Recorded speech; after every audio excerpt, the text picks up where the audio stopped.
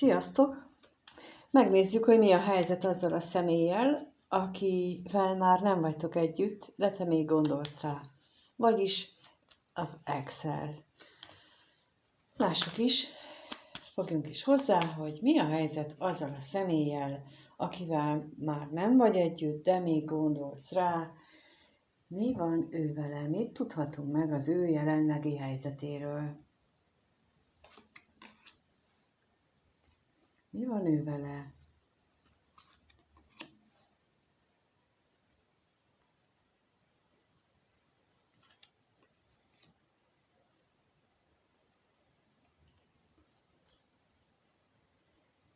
Mi van ő vele jelenleg?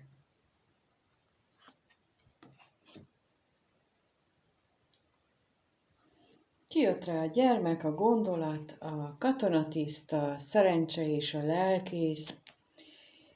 Ő nagyon sokat gondolkodik egy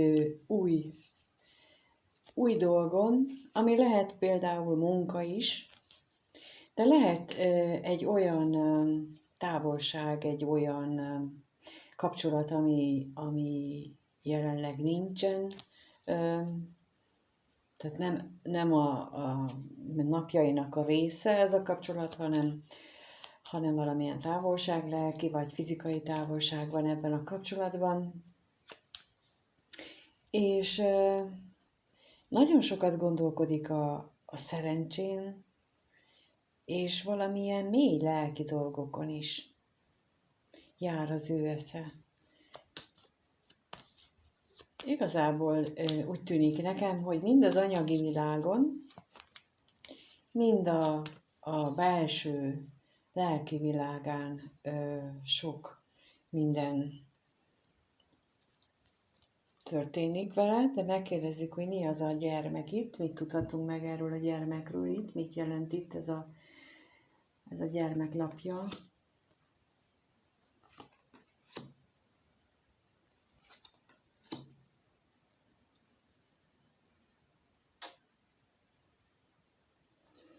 És a katonatisztre is kérnek szépen.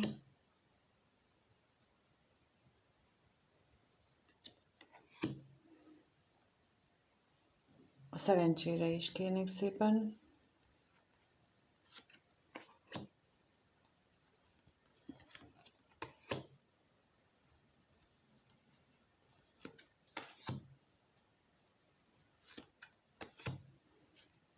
És a lelkészre is kérek.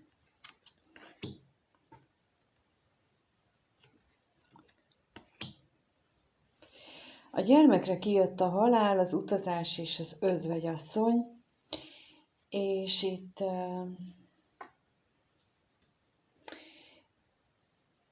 ugye egy új kezdeten gondolkodik, ami nagyon eltérő attól, ami korábban volt.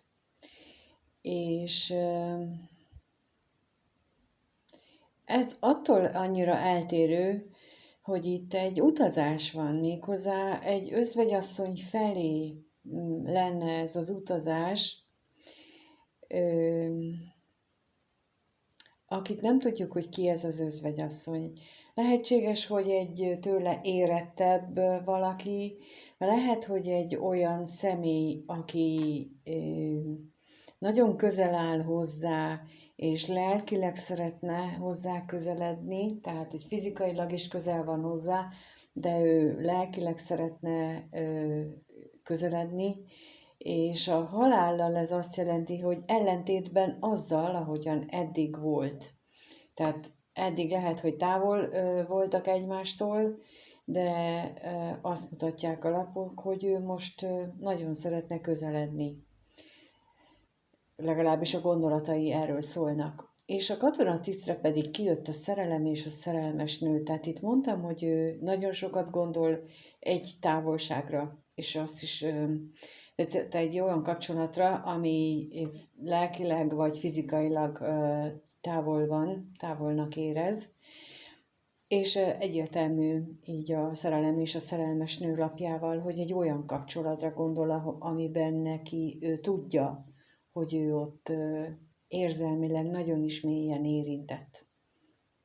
A szerencsére kijött az örvendezés, a bíró, a pénz és a levél, és ezt most úgy értem, vagy úgy érzem, hogy úgy értelmezi, hogy bár ezek a hiányosságok, amiket itt az elején látunk, hogy ő sokat gondol rá, és nagyon hiányzik az életéből, azért viszonylag szerencsésnek éli meg a dolgokat, mert hát azért van egy kis szórakozás, van némi pénz is hozzá, tehát valami felszínes dolgok, de a lelkészre az özvegy férfi és a szomorúság jött ki, szóval azért ő tisztában van azzal, hogy ő végtelenül magányos. Lelkileg mélyen magában végtelen magányt él meg, hiába ez a látszat felszínes jókedv és vigalom. Ez ami kijött ott az elején, hogy új kezdetet szeretne, egy új irányba, és egy szerelmes, tehát egy szerelmes kapcsolatnak a távolságával kapcsolatban vannak benne nagyon sok gondolatok, és hát talán ennek a megújításán gondolkodik. Ezt nem tudja teljesen elnyomni magában azzal, hogy felszínesen szórakozunk, mert egyébként mélyen a lelkében pedig nagyon gyötrődik, nagyon-nagyon gyötrődik. Megnézzük, hogy akkor gondolatairól megtudhatunk-e mást is, mert ugye itt látszik, hogy neki a napjait ez leköti, ezek a gondolatok, de egyébként megkérdezzük, hogy milyen más gondolatok foglalkoztatják még ezt a valaha szeretett személyt, milyen más gondolatok foglalkoztatják, mi foglalkoztatja még ezt a személyt.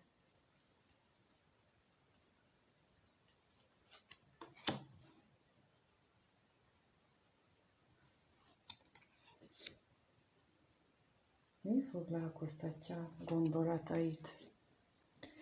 Kijött a szerencse, a távolság, a látogatás, a tolvaj, a katonatiszt és a pénz, és hát egy találkozásra.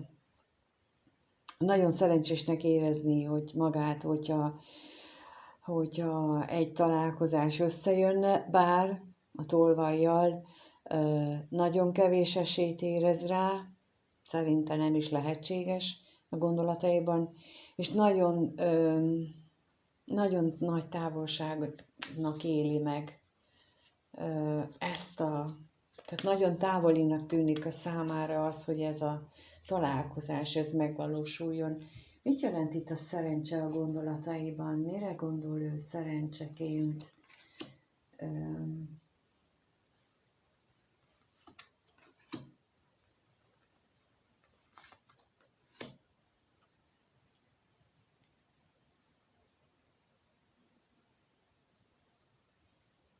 És a látogatásra is kérek.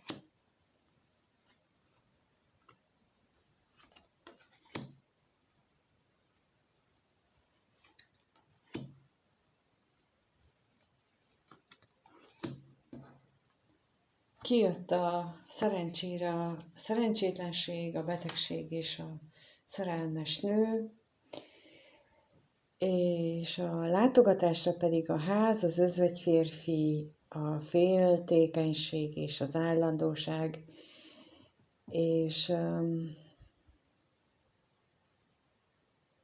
ebből a sok lapból nekem az a magyarázat jön, hogy ott, ahol ő van, ott ő nagyon magányos,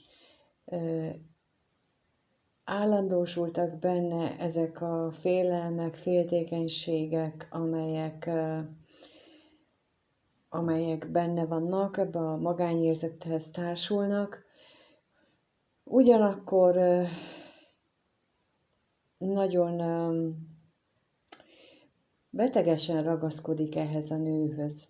Szinte úgy érzi, úgy gondolja, hogy ez a ragaszkodás, ez a szerelmes nőhöz, ez már betegesnek tudható be, mert és én itt ezt a ragaszkodásnak egyik oka, amit ő gondol, ez az a szenvedély, a láz, a tűz, ami bennük, vagy hát köztük van szerinte, ez az oka. És a félelem is, hogy ez elmúlik, meg ez a magány, ez állandósulni látszik, és ez így komplexen őt szinte rettegéssel tölti el. Már az előbb is ez látszott. Még a katonatisztre rákérdezünk, hogy mi ez a távolság, ez a nagy távolság, ami őt foglalkoztatja. Kijött a gyermek és a hűség. És két eset jön ebből most. Az egyik az, hogy ő kitartóan ragaszkodik egy olyan dologhoz, amit ő a fejébe vett, amit ő most elkezdett már. És a másik az pedig, amennyiben van neki gyermeke, akkor azzal kapcsolatosan nekem az jött, hogy ő kitartóan ragaszkodik a gyermekéhez is, de valahol mélyen belül nagyon nagy távolságot érez vele kapcsolatosan. Nem azt jelenti, hogy nem szereti. Nem erről van szó, hanem azt, hogy nincsenek egy hullámhosszon. Tehát olyan, mintha másképp látnák a világot.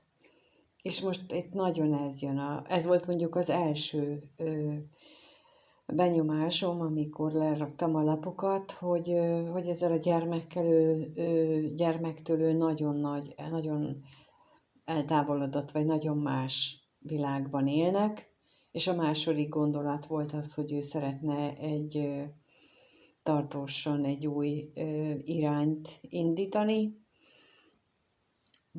bármelyik lehetséges rád, vagy nálad, attól függően, hogy van egy gyermeke, vagy hogyan gondolkodik ő erről. De ez nagyon érdekes lehet, hogyha ő így érzi például a gyermekével kapcsolatosan. Nagyon nehéz ezt elfogadni, hogyha egy szülő például így érez a gyermekkel kapcsolatban, ami hát nem lehetetlen, hiszen a mai világban a fiatalok, hogyha ez egy idősebb valaki, akkor a fiatalok nagyon-nagyon más elképzelésekkel élhetik az életet, mint a szülők. De megkérdezzük azt, hogy mit érez ez a szeretett személy, milyen érzései vannak neki most, milyen érzések foglalkoztatják őt most, milyen érzései vannak ennek a korábban szeretett személynek.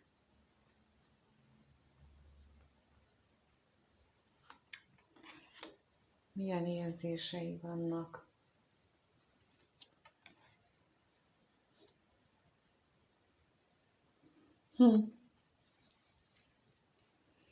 Kijött a halál, az özvegy férfi, a lelkész, az özvegyasszony és a szerelmes nő.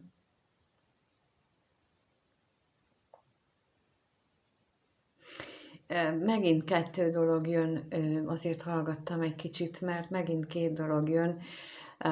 Amikor kiraktam elsőre, az jött, hogy közéjük áll a lelkész, az özvegy férfi és az özvegyasszony közé beékelődik a lelkész, és akkor még nem raktam ki a szerelmes nőt. És ugye a másik verzió pedig az, amikor már a szerelmes nőt is leraktam, hogy az özvegy férfi és az özvegyasszony az a lelkészít, mint hivatalos kapcsolódást jelöl, tehát, hogy ők egy pár, és van a szerelmes nő, tehát ő a harmadik személy, és így a halál lapjával az elején az egy nagy átalakulást jelent az ő érzéseiben, és ez az átalakulás, ez sok mindent jelenthet, úgyhogy rákérdezek, hogy az özvegyasszony itt mit jelent, kit jelent, mi ez itt, mit tudhatunk meg az ő érzéseivel, az özvegyasszonnyal kapcsolatban.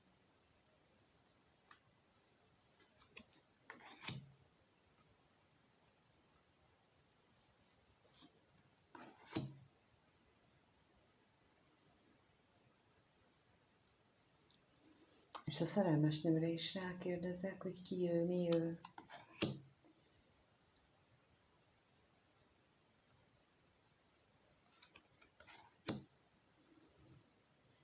A halálra is kérnék, hogy mi ez az átalakulás, mi ez a változás itt.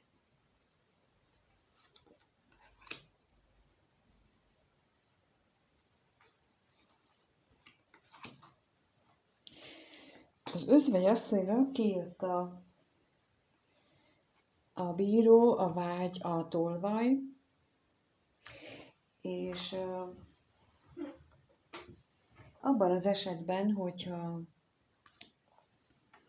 ők valamilyen szinten egy pár, tehát hogy az az igaz, hogy nem közéjük áll a lelkész, hanem összeköti őket ez a lelkész, akkor azt mutatják a lapok,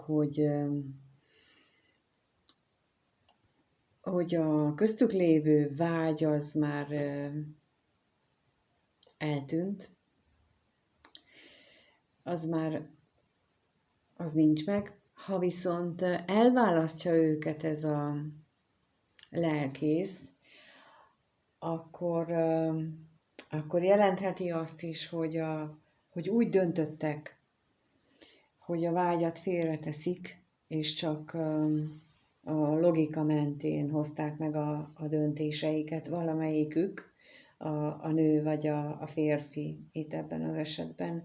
A szerelmes nőre ugye kijött a betegség és az állandóság, ami hát az előbb is csak fordított sorrendben jött ki, hogy nagyon betegesen ragaszkodik ehhez a nőhöz, vagy hát ehhez a szerelmes nőhöz, a párjához, az, aki itt özvegy férfiként szerepel.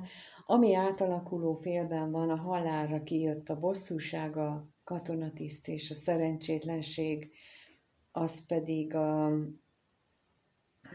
távolság miatti bosszankodás kezd talán erősödni.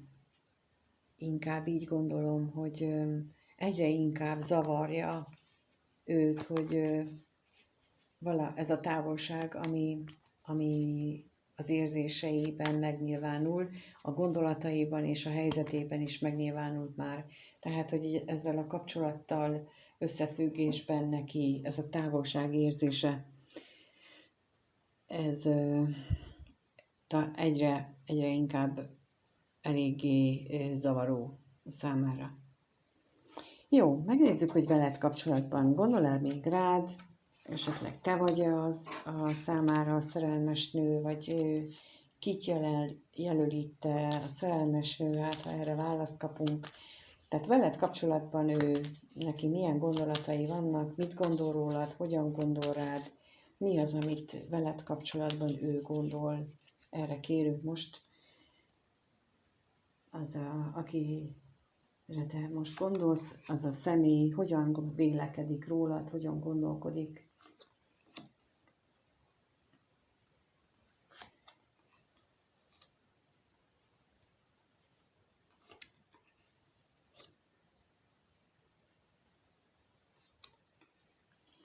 Kijött a lelkész, az állandóság, a bíró, az örvendezés és a gondolat. Hát ő veled kapcsolatban azt gondolja, hogy nektek ez a találkozásotok az egy sorsszerű volt, nagyon mély lelki kötődéssel, nagyon mély lelki kapcsolattal. Viszont a bíróval itt a vállás, a másképp döntésnek a ténye az nyilvánvaló, középre kerül, tehát ez egy nagyon központi kérdés az ő veled kapcsolatos gondolataiban is. Jól érzi magát veled, jól érezte magát veled, és ezen ő nagyon sokat gondolkodik, nagyon sokat gondol rá, de megkérdezzük, hogy mit jelent itt a bíró. Az ő veled kapcsolatos gondolataiban a bíró mi az? Mit jelent a bíró? Miben reménykedik? És az örvendezés mit jelent?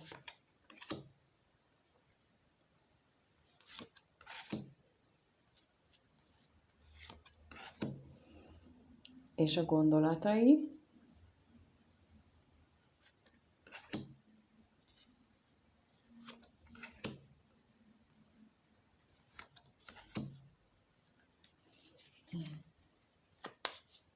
A lelkészre is kérjük még, hogy mit jelent itt a lelkész.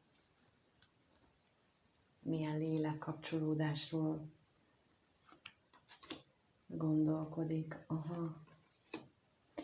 Kijött a bíróra a remény és a gyermek. Ő abban reménykedik, hogy számotokra van még egy új esély. Van még lehetőség arra, hogy ti valamiképpen újra kapcsolódjatok. Az örvendezésre kijött a féltékenység, a katonatiszt és az üzenet. Fél attól, hogy ha ő elkezd közeledni, akkor amennyiben van köztetek kommunikáció, akkor ez a kellemes kommunikáció, ami most van,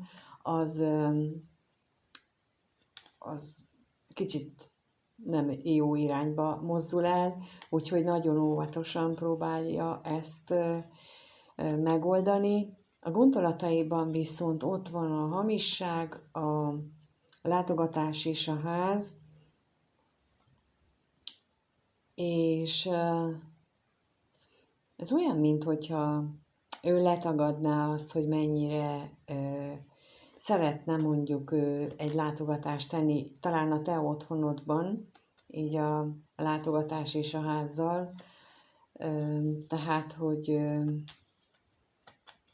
ő nem akarja ezt magának elismerni, hogy mennyire vágyik arra, hogy találkozzatok mondjuk nálad, és a lelkészre pedig a váratlan öröm és a vágy lapja érkezett meg, és ugye, mint mondtam, hogy egy nagyon mély és sorsszerű találkozásként vagy kapcsolódásként éli meg a veled való, vagy ha rád gondol, és itt a magyarázó lapok ezt erősítik meg, hogy egy nagyon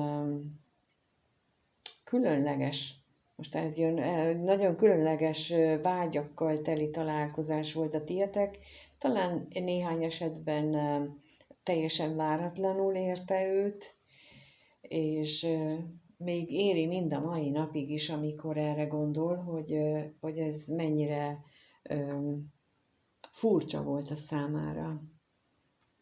Jó, megnézzük, hogy mit érez ő irántad. Mit érez ő, ez a valaha szeretett személy, mit érez ő a néző iránt? Mit érez ő a néző iránt, a valaha szeretett személy? Milyen érzései vannak a néző iránt ennek a személynek? Milyen érzései vannak?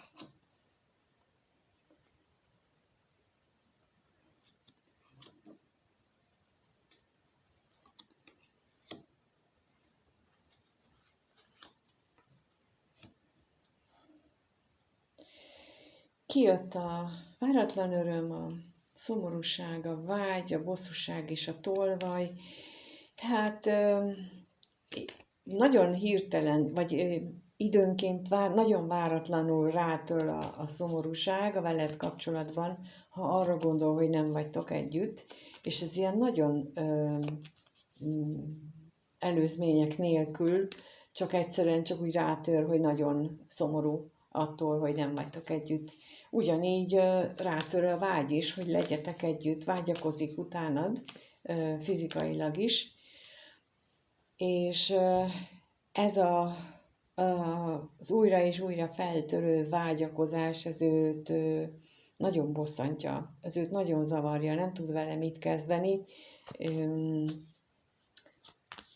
és főleg éjszaka történik ez, hogy ő rájön ez a vágyakozás, meg a szomorúság, feltételezem nappal a munkával leköti magát, de este, hétvégén, vagy titokban, amikor úgy senki nem látja, akkor ő rá így nagyon rátörnek ezek a dolgok, és az őt nagyon-nagyon zavarja. És meg szeretném kérdezni még, hogy mit tudhatunk meg bővebben ebből a bosszúságról.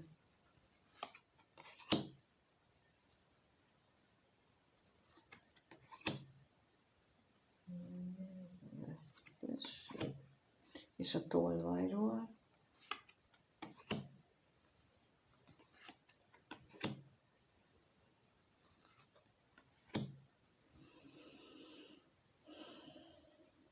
A váratlan örömre is kérnék, de mit érez ő iránta, a néző iránt?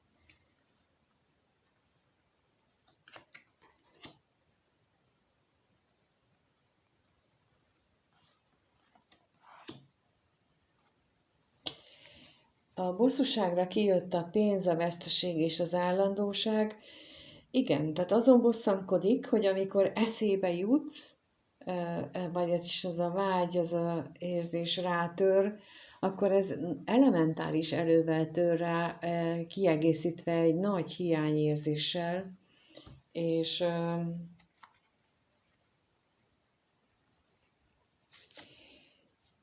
a tolvajra pedig a betegség, az üzenet és a reménylapja jött ki, ami meg arról beszél, hogy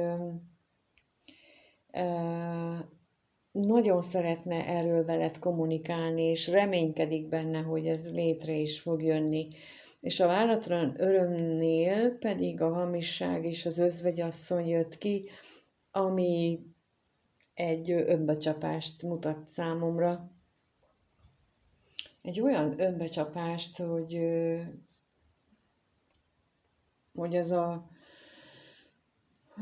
az idősebb nő, aki már többször kijött a gondolatainál is, és a helyzetnél is, hogy azt így, amiatt van benne ez a szomorúság, ami rátör, és nem miattad, vagyis hogy valahogy összefüggésbe hozza. Jó, megnézzük azért a tudatalatti érzéseit, mert itt ez így nagyon, nagyon próbálja titkolni, hogy milyen érzések vannak veled kapcsolatban. Jószerivel nem árul el semmit, de akkor a be nem vallott érzéseire volnánk kíváncsiak, azt megkérdeznénk, hogy veled, a nézővel kapcsolatosan neki ennek a valaha volt, vagy valaha szeretett személynek milyen érzései vannak a tudat alatti, amiben nem vall be a néző iránt, milyen tudat alatti, be nem vallott érzései vannak ennek a személynek. Mi az, amit érez? Be nem vallottam. Mit érez ez a személy a néző iránt?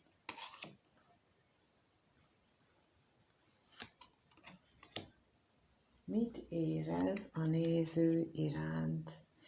Kijött a veszteség, az utazás, a lelkész, a remény és a halál. Hát elsődlegesen is ugye kijön, hogy nagyon hiányol téged,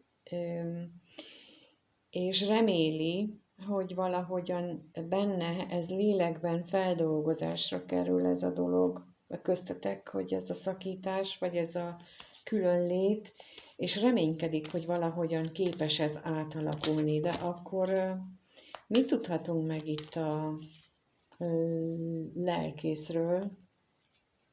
Nem is azt akartam, de azt mondtam. Mit tudhatunk meg a lelkészről?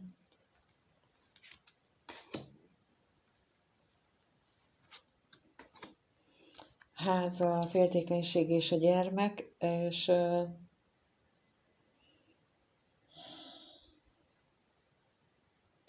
ő nagyon fél egy új kezdettől.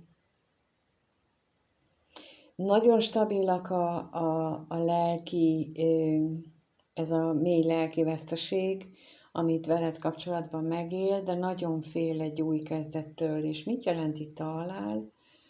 Az ő titkos gondolatai vagy érzéseiben?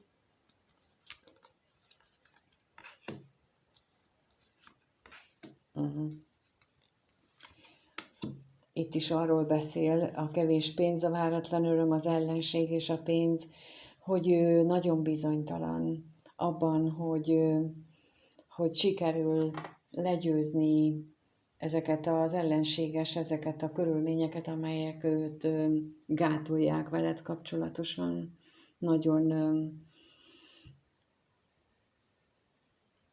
Nagyon kis hitű e tekintetben. Tehát ő nem érzi azt, hogy ebből valami jó jöhet ki, tehát vagy sok esélye lenne annak, hogy ti újra kapcsolódjatok, de azért megkérdezzük, hogy a következő 1-2 hétben fog-e feléd nyitni valamit, fog-e irányodba valamit tenni, tehát a néző felé fog ez a személy a következő 1-2 hétben tenni, és mit, ha igen, mi lesz az, hogyan.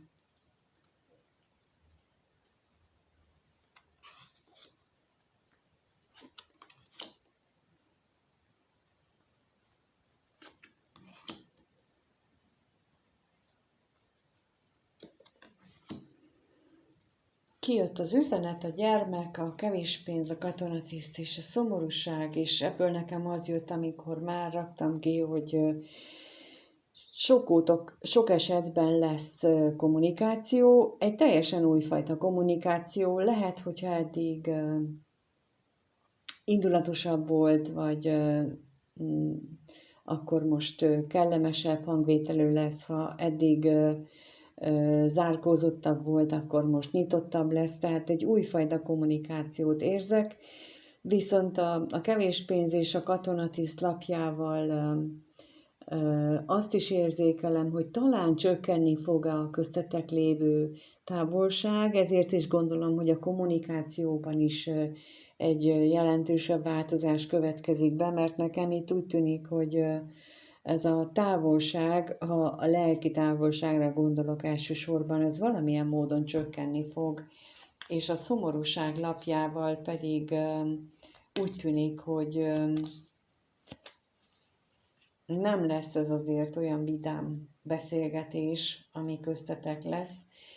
Mit jelent itt a szomorúság? Miért van itt a szomorúság?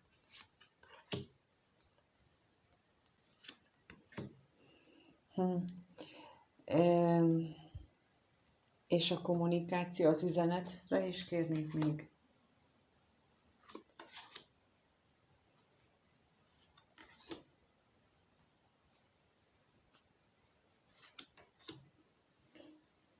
A szomorúságra kijött az ajándék és a szerelem, igen. Tehát, hogy azért vagyis azért lesz itt szomorúság benned, vagy benne, vagy mindkettőtökben, mert hogy talán ebből az újfajta beszélgetésből rádöbben valamelyikőtök, hogy ez a szerelem, ami köztetek volt, ez egy ajándék volt, és esetleg alakulhatott volna másképp is,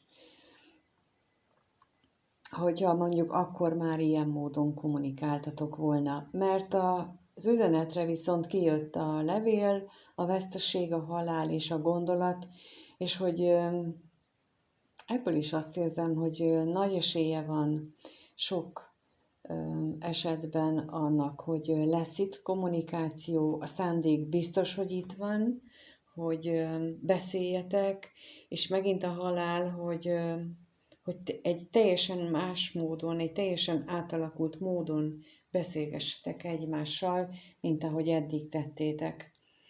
Úgyhogy ennyi az, amit most látok az Excel kapcsolatosan, de ez csak a következő 1-2 hétre szól, és nem is mindenkinek a kirakása. Köszönöm, hogyha itt voltál, ha lájkolsz, feliratkozol. Ha kérdésed van, akkor kérlek, keresd meg, és meglátjuk, hogy mit tudunk érted tenni.